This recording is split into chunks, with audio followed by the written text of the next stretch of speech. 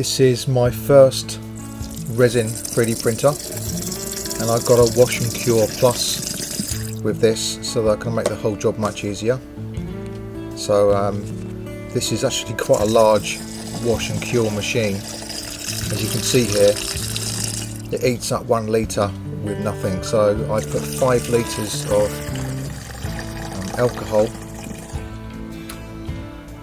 isopropyl alcohol, into here, and it took a lot up.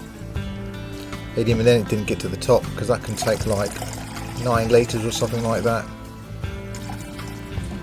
It costs £17 or thereabouts from Amazon to get 5 litres of this stuff. Luckily it's not something that you're going to need to keep on buying that often.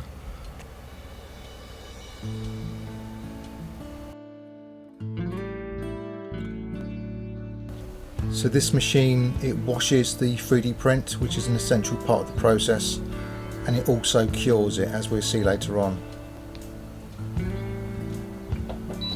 This is what it likes when it spins up. It's actually quite powerful. The rotor there works on the basis of a very strong magnet that spins it around, and it certainly does spin around. Very, very powerful.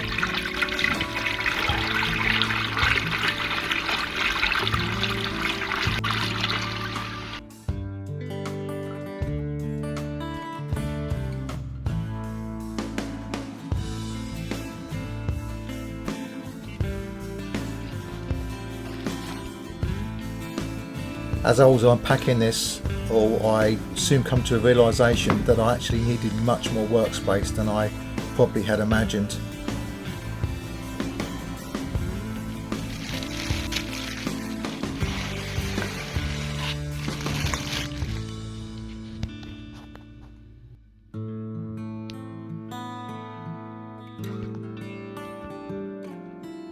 There's Brent, little baby dragon.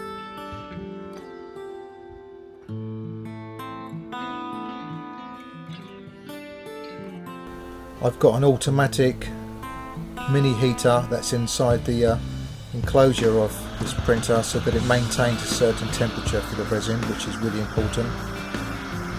I've set this to 27 degrees Celsius, and it's recommended for this particular resin that it's kind of between 18 and 30, so 27 is a nice temperature.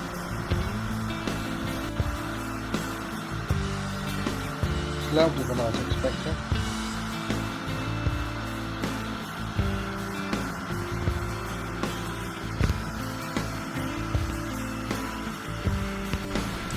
The resin smell is really strong, much more stronger than I was expecting. So of course I wear the mask that comes with it and some gloves. But yeah, the resin is much stronger than I had imagined.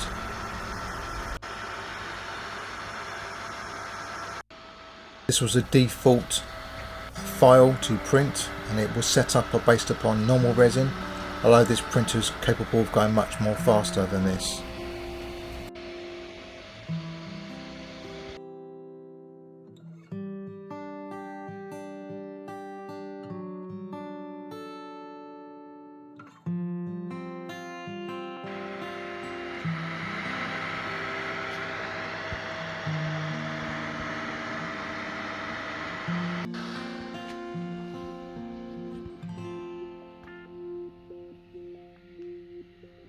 I was not expecting it to be so small. This is so tiny, this little tiny dragon.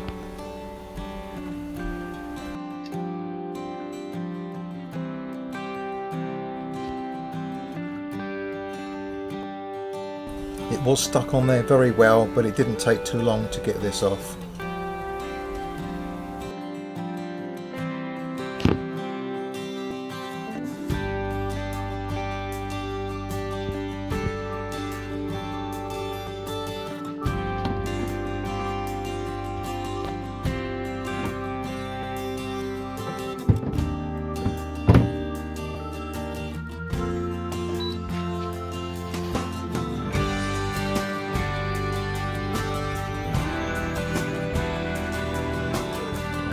Yes, it does sound like a jumbo jet starting its engines.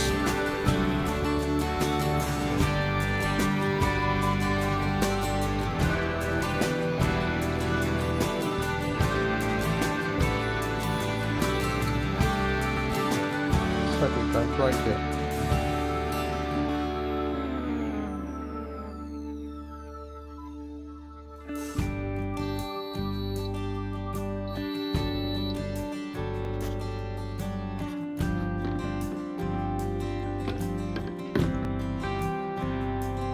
And now we use the curing part of this wash and cure station, which puts UV light onto the model and sets any resin that's not set.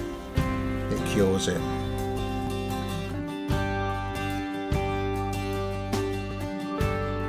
And here's my first little tiny print.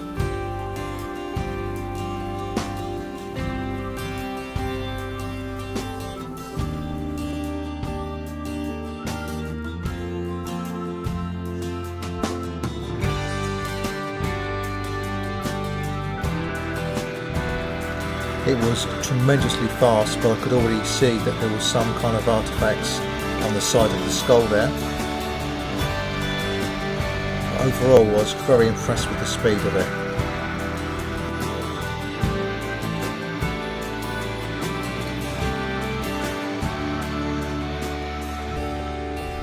There was a few mistakes that I made for this print. The first one is as I set the thickness of the walls for a hollow of the skull way too thin. The second one, as I realised halfway through the print, is I didn't add any drain holes because it's a hollow. And the third mistake is I tried to drill a hole in the bottom of it after I'd done the curing to try to create some well, actually you can see there before I'd done the curing there's a massive hole in the top there where the drill went straight through the whole skull. It was very, very brittle. There were some noticeable artifacts, as you can see in the middle picture there, that came out in the print.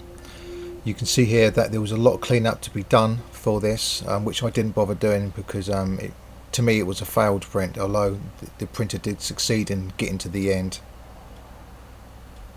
It only took 1 hour and 27 minutes for this print with the high speed resin from Anycubic.